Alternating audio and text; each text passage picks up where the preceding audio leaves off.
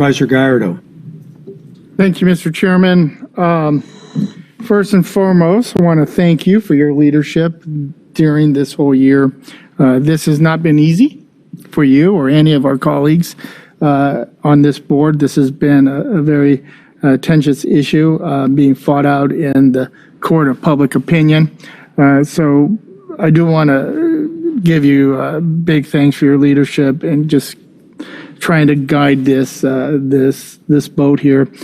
Big thank you to our legal team, Tom Liddy, Mr. Novak. Thank you so much for the work they've done and continue to do. I mean, if you're ever going to have a legal team, this is who you want. I mean, they have given it their all. They have given up many sleepless nights and weekends just working on this stuff.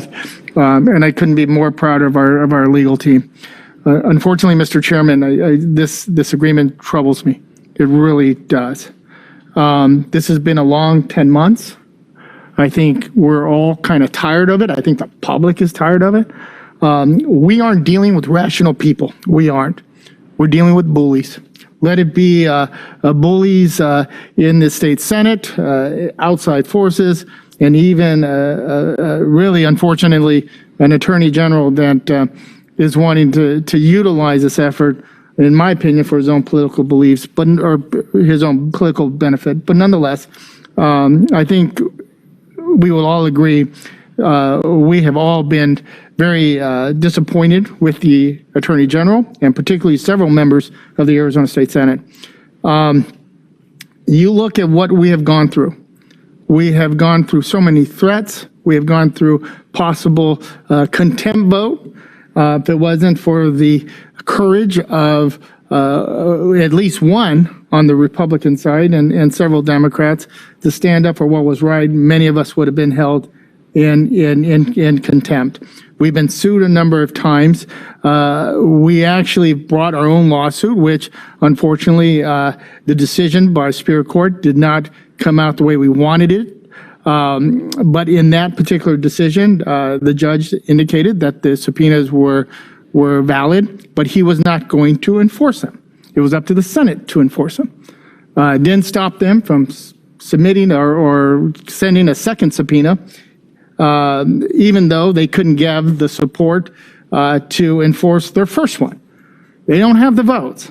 But yet it doesn't stop one senator from a misguided policy that was passed by the Senate.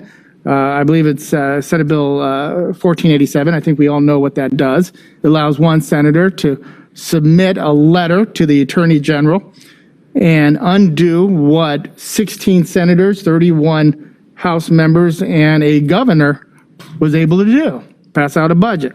This one senator was able to take it upon himself, send a letter, and then have the decision by the Attorney General that we must comply with the subpoena within 30 days. I think that's a misguided policy. It was the first time I think the county has been on the receiving end of one of these letters. I know many of the municipalities and school districts have been on the receiving end of it. But nonetheless, I think it's just a misguided, bad policy that is unconstitutional. The Constitution is very clear, but yet here we are anyways. I agree that this agreement will not turn the routers, which is a subject, the routers, to cyber ninjas or the Senate. We're not turning over the routers today, but that doesn't mean that there's not going to be another chance of the apple. Yes, we're protecting the taxpayers by having such an agreement. We're not going to be subject to losing $700 million today, only today. We are dealing with irrational people that will go to any length to just prove a point. I've been there at the Capitol. I know the types of folks we're dealing with. When I was there was a small group. Now there's a larger group that will just do anything they can to try to prove a point. And you're seeing it not only with subpoenas, you're seeing it with letters to the Attorney General. There's no guarantee that we're going to come right back here with another subpoena and another letter to the Attorney General. There's no guarantee. We're giving awful lot here. We sent a letter asking the Senate to reimburse us $2.8 million. This is what it cost us for the shenanigans that went on with there at the Coliseum, only for the purposes of trying to push what we, or at least I, refer to in the public as the big lie. These shenanigans went on for a number of months, and they're still not happy. They're wanting even more. Now it's the routers. There's nothing we can do, Mr. Chairman, that will satisfy any of these senators. They will continue on. We are dealing with bullies. We are dealing with folks that will not stop at any length. I hope I'm wrong, Mr. Chairman. I really do. I hope I'm wrong. I hope that this whole audit and big lie comes to an end today. But again, we're not dealing with rational people. I think we have alternatives. We have other options. Nobody wants to see Maricopa County lose $700 million, particularly me. I don't want to see the county lose $700 million, but we have the options. I think we should still pursue those options. I think we need to look at all legal avenues. I think what the board has, but I think there's other legal avenues that we can go down. But this type of an agreement is to me, it's nothing but wishful thinking that it is going to put an end to what many of these senators are wanting to do. And that is continue this charade, continue this big lie, to continue to throw out conspiracies and unfounded statements. I don't think this agreement will ever stop it. I believe that in due time, it will come out that our elections were safe, secure, and accurate. And I believe the hardworking elections folks that have been under scrutiny and attacked will be able to stand up proudly to say, hey, we've done a remarkable, great job. If anything, I would want the Senate to apologize to every one of our hardworking elections officials that have done everything they can during the 2020 election to put off a very, very successful election. Not only one, but several elections in the middle of a pandemic. I would like to see an apology from the Arizona State Senate. I would like to see them to stand up and say, we were wrong. The elections were safe, secure, and accurate. Maybe we'll see it in the future. I just don't see that. I don't believe they'll ever say that. Mr. Chairman, I respect what is being attempted by this proposal, but I do believe it's not going to successfully end what has been started several months ago. I hope I'm wrong. However, I just have this gut feeling.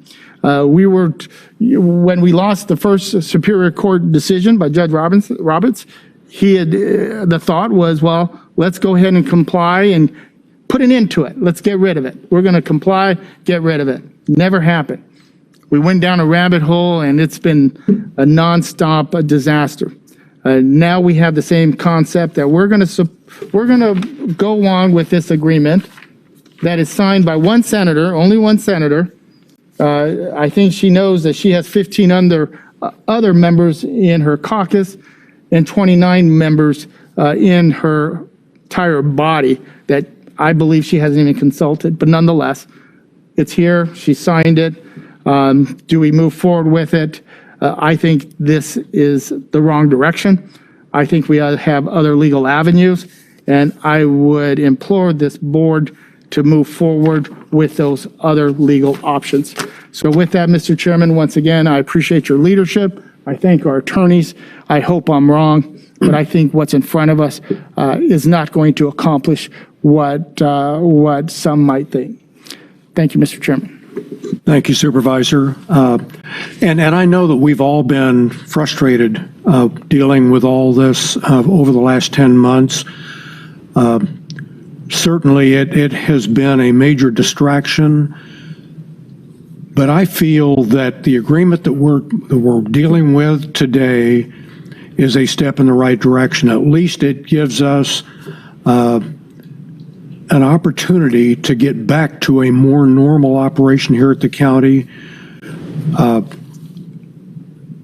And one of the things I have tried to assure through this whole process is that we have involved every part of the county in these discussions. I'm very appreciative that Recorder Richer is here with us today.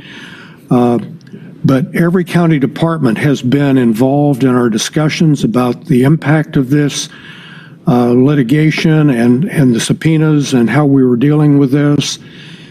And I really congratulate our legal staff for getting us to this point today where at least we can move past these subpoenas. We take the threat of impacting the county's budget off the table. We take a